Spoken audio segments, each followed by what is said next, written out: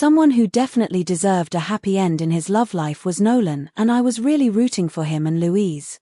Why did they cut this scene out with a possible reconciliation? I hated that subplot with him and Tony, so I was happy when they broke up. But breaking them up without bringing Nolan and Louise back together was just unfair.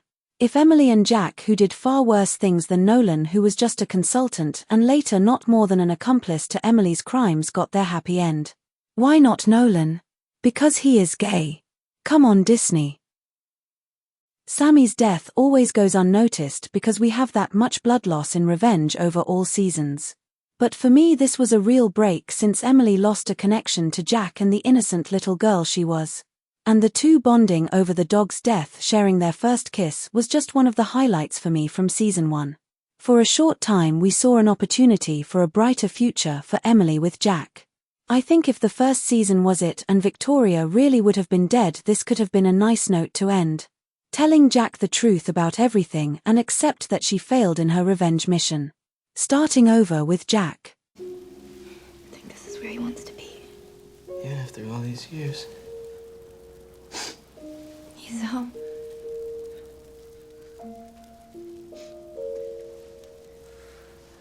You know, every day's been a gift. I was starting to think he was gonna live forever. No. I can't do it.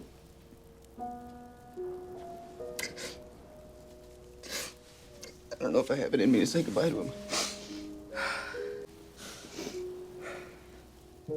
Sammy, thank you. Thank you for being such a good friend. Such a good listener. Thank you for making me smile. Every day, even on the worst of them. Thank you for teaching me about loyalty. Friendship. Thank you for teaching me how to love.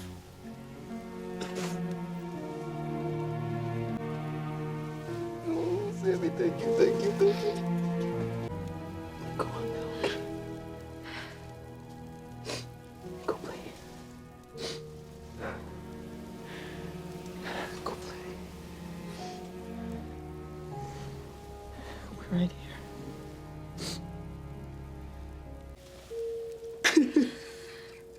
Jack, I'm so sorry.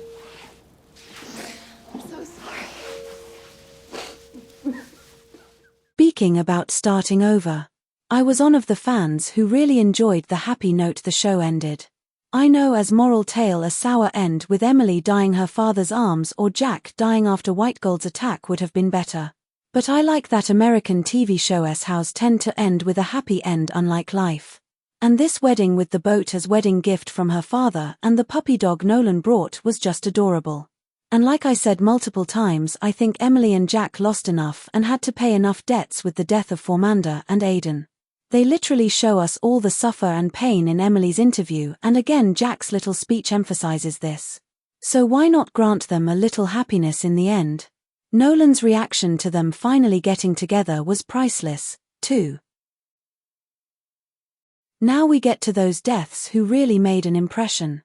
First, Tyler Burrell, who was surprisingly not killed by Daniel yet Takeda. This and the justice drama in the end was really the most intriguing twist during the whole show, and again shows us why season 1 was the best. The writing was just on top and everything fell into place in this flash forward.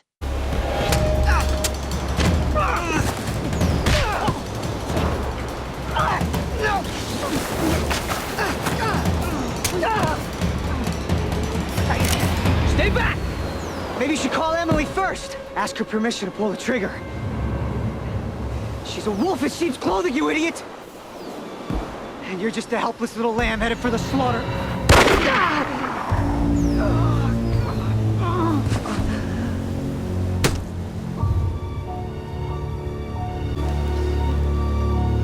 Please help me.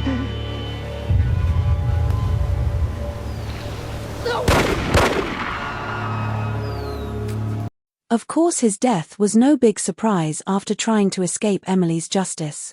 Yet the one who did it was. Bringing David Clarke back was for many the biggest mistake of the show. But what was the alternative? Should Emily have killed Conrad herself? Or some of the people who believed in David Clarke's innocence and saw the conspiracy like Emily and Nolan? Someone who wanted to set the record straight and keep sure that rich people cannot escape justice? Or should Victoria hire a henchman to kill her ex-husband because she could not endure the fact that he was getting away so easily? Fearing he might make his threat true, dragging her down with him. I see the symmetry in this and some kind of justice that David takes revenge for himself now he is free. One of the most shocking plot twists, as I said in the video before, was Pascal's death. As Conrad said at the beginning of the episode to Aidan, he normally does not do these kind of things himself. He has people for it. I want what I've always wanted. To win at any cost. Or do you need me to be more specific? Yes, I do. Let's try this. Sometimes, to thrive, you need to do the unexpected. Pascal, watch out!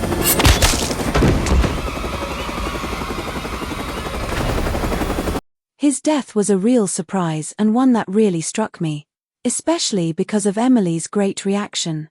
And this redemption arc with him reading the letter in the off and the compilation with Margot getting ready for a reconciliation made this scene so bittersweet. Why didn't you listen to me, Daniel? I told you to run! Why didn't you run?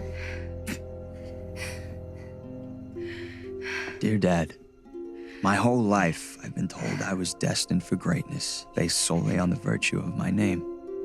I was taught sacrifice was for the foolish. Survival was all that mattered. But now I find myself at a crossroads, and I must decide what I believe to be true. There is no such thing as destiny. Legacies must be earned by the choices we make.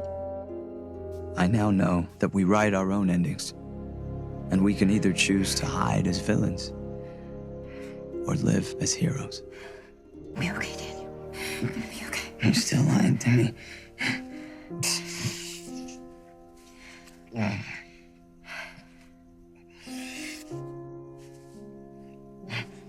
want you to know that it wasn't all a lie. Not with you.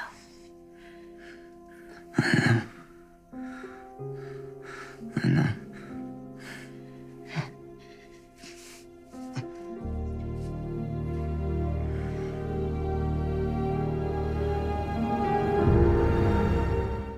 Again, this scene was maybe good on paper but brilliant with these two actresses. I mean, anyone but Margarita Lavieva and Emily Van Camp could have made this scene cheesy. But the flashback and Emily's confession, how much Emily was like a family to her, really made this one perfect. And like the next death, it drove the story forward and fooled Emily's anger about the injustice of Formander's death and who ordered it. Jack. And my baby. I need to know you'll take care of them. Don't you talk like that. Oh, God. Give me your word.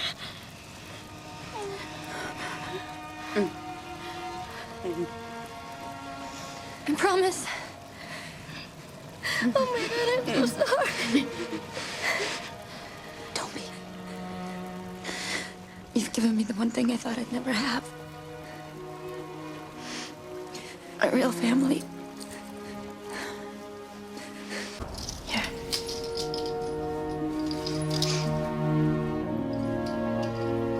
I'll be back for this. And I'll be back for you too. We're sisters, right? Right.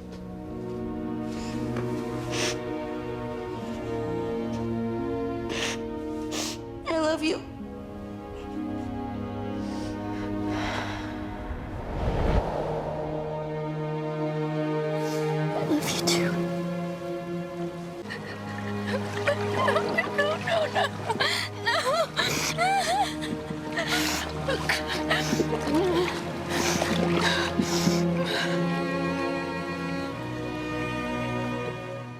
Nothing more can be added than I said before in my plot twist video.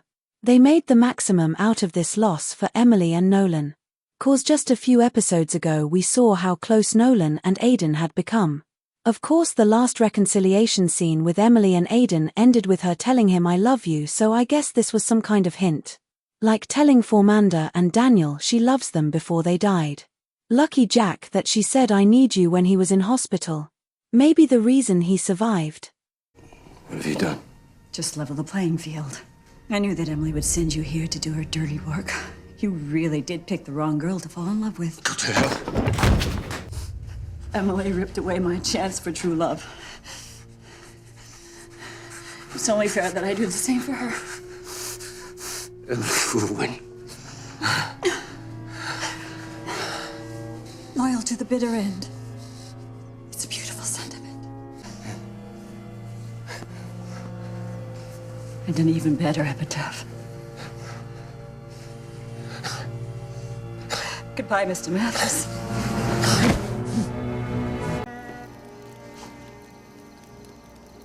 Aiden? You okay? Aiden?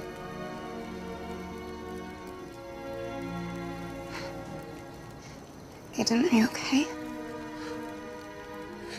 No.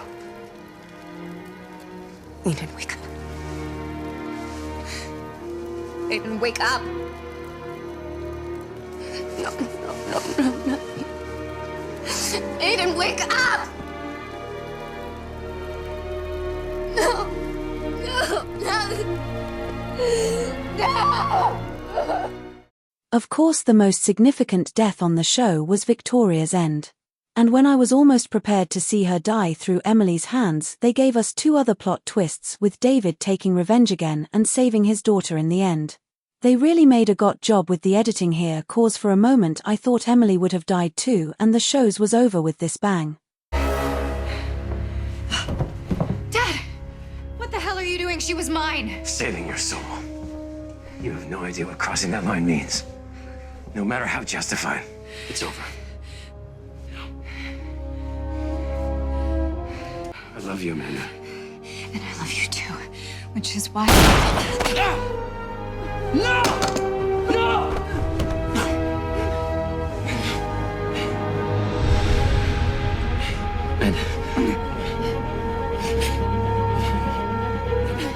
Do you agree with my list? What was your least favorite exit from the show or most shocking death? If you like to share, feel free to write it in the comments.